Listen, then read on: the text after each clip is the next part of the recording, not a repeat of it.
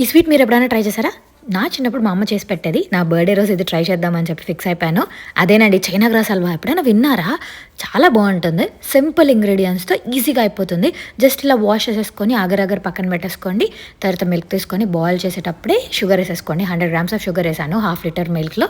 Just ఇది soak చేసి పెట్టాం కదా అగరగర, దాన్ని ప్రెస్ చేసేసి దాంట్లో వేసేసి కలుపుతూ ఉంటే బాగా డిజాల్వ్ అయిపోతుందండి. అసలు మీకు కనిపించదు వేసినట్టు కూడా.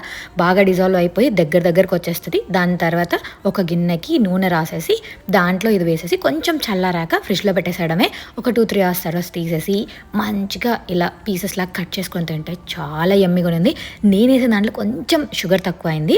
సో, మీకు కావాల్సినంత క్వాంటిటీని బట్టి మీరు షుగర్ ఏసుకోండి. నేను పైన పిస్తాచియో పౌడర్ ఏసాను. మీకు ఆల్మండ్స్ అవన్నీ డెకరేట్ చేసుకోవాలన్నా డెకరేట్ చేయండి. చూసారా? నేనైతే ఎక్సైట్‌మెంట్‌తో కట్ చేస్తున్నాను.